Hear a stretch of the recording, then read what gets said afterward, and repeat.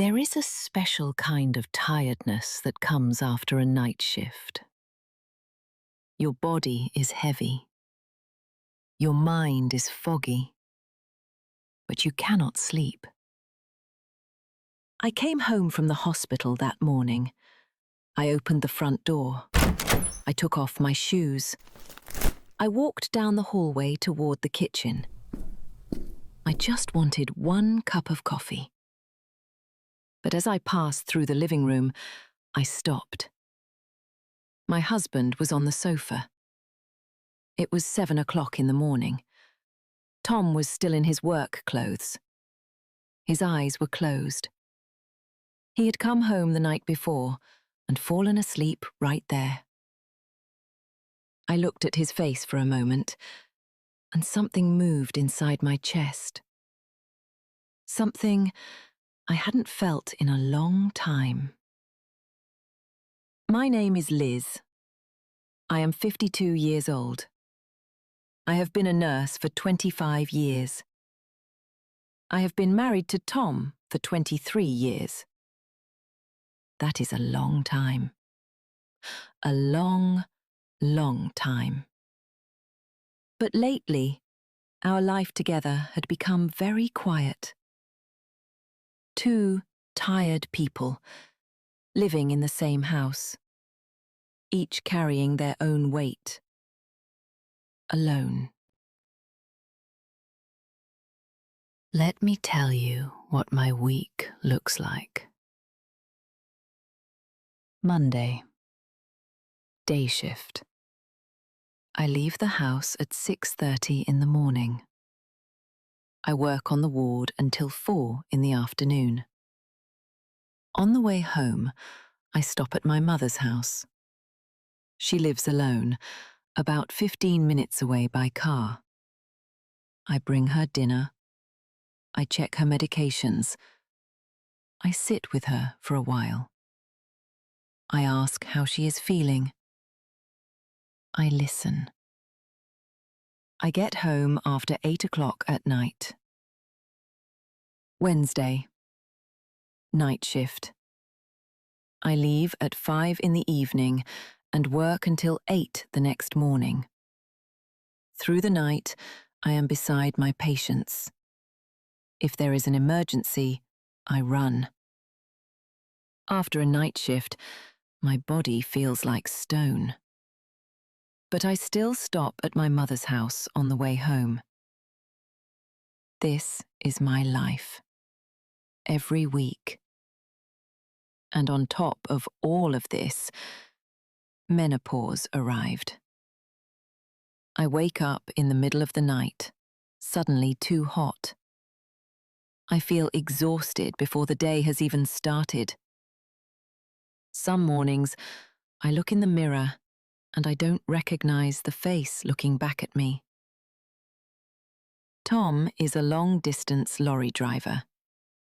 Sometimes he is away for 2 or 3 days at a time. When he comes home, he sleeps for a long time. When I leave for work, Tom is sleeping. When Tom comes home, I am at my mother's house. 2 lines running side by side, never meeting. We used to talk. After dinner, sitting across from each other at the kitchen table. 2 cups of tea. Silly conversations. Small stories. Quiet laughter. That feels like a very long time ago now. We had both become so busy, so tired, that somewhere along the way, we forgot how to start a conversation. The moment I reached my limit came on a night shift morning. I had worked through the night. 2 emergency calls. I hadn't sat down for hours. The storm of a shift was finally over. I walked out of the hospital into the cold morning air. Empty. completely empty. I got into my car. I checked my phone. There was a voicemail from my mother. "Liz, love, I think I'm running out of my tablets. Could you come today?" I sat in the car park for a moment. I thought about calling Tom. He was at home today. He had no work. Maybe he could take the tablets to Mum. It rang, and rang, and rang. No answer. I called again. No answer. I drove to the pharmacy. I picked up my mother's medication. I drove to her house. I made sure she was okay. I drove home. It was past 1 in the afternoon by the time I got back. 7 hours since my night shift had ended. I opened the bedroom door quietly. Tom was fast asleep. His phone was on the pillow beside him. My 2 missed calls were on the screen. I closed the door. I sat down on the sofa. I couldn't move. I wasn't angry. I didn't cry. I was past all of that. I just thought, very quietly, stop expecting. Stop asking. Stop hoping. And something strange happened. I felt calm. But it wasn't a real calm. It was the calm of something going cold. Like a fire that burns down to nothing. Not with a crash. Just quietly. Slowly. Until the warmth is gone. About 10 days later, I woke up in the middle of the night. Menopause again. Too hot. Heart beating too fast. Wide awake at 2 in the morning. I got out of bed. I walked down the dark hallway. I opened the kitchen door. There was a light. Just one small light. The little lamp above the cooker. Tom was there. Sitting at the kitchen table, alone, eating quietly. He had just come home from a long drive. He hadn't turned on the lights. He didn't want to wake me. He heard me and looked up. His eyes were tired. His shoulders were low. "Sorry," he said quietly. "Did I wake you?" "No," I said. "I couldn't sleep. I came to get a glass of water. I was going to go back to my bed. But my feet didn't move. I stood there and looked at his back. Those broad shoulders curved forward. The fork moving slowly, appearing to eat his meal at home lovingly, despite his clear tiredness. Coming home after days on the road. Eating alone in the dark so as not to disturb anyone. That back looked so small. Smaller than I had ever seen it before. Something shifted deep inside me. Something that had been cold for a long time began, very slowly, to soften. He is tired too. He is lonely too. It wasn't just me. We had both been exhausted. We had both been carrying too much. We had just stopped seeing each other. The next morning, I woke up a little earlier than usual. I went to the kitchen. I made soup. Chicken and vegetable soup. Something Tom had once told me he loved. I left it on the hob, ready to heat up. I wrote a note. One line. Dinner. Just heat it up. That was all I wrote. But there were other words.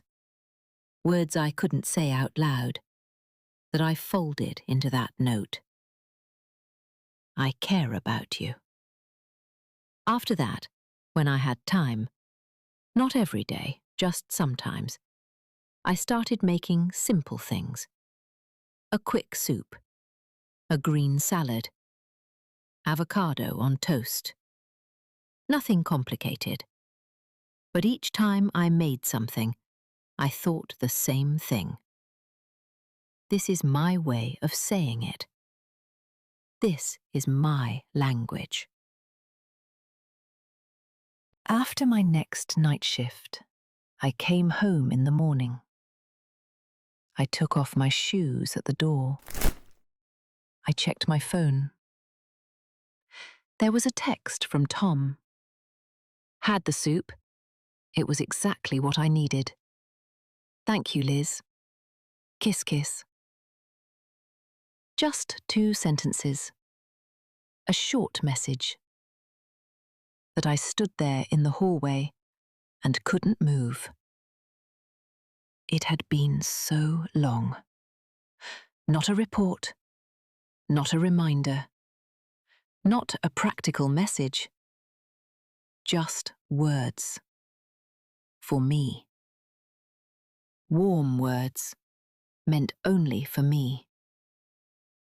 I leaned against the wall, and I cried.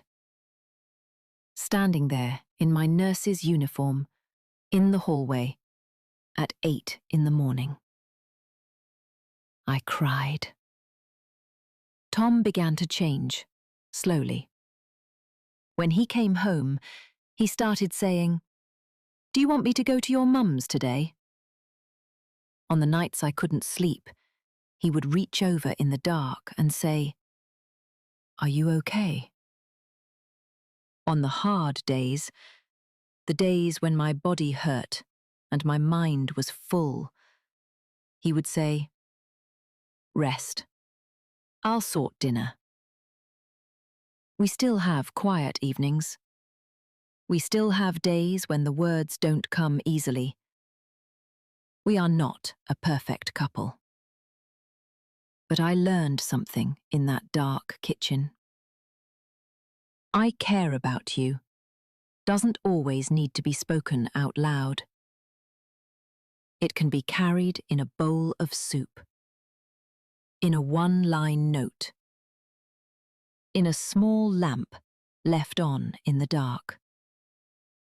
Marriage is not always grand gestures or long conversations.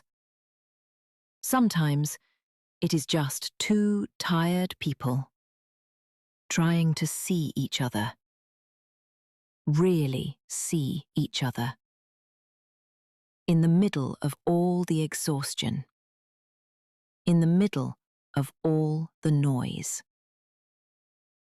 At 52, that is what I am still learning. I have a question for you.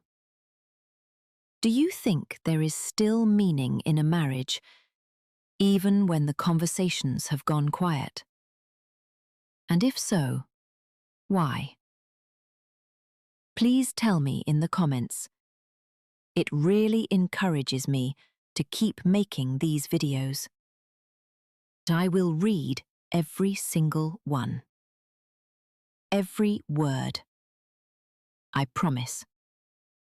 And if this story touched something inside you, please subscribe. Every week, a new story.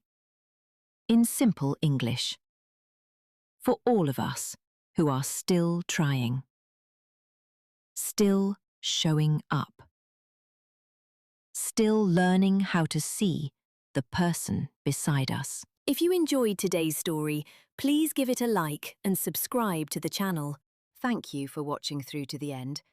New stories come out every week on this channel. We look forward to seeing you in the next one. Take care and bye-bye.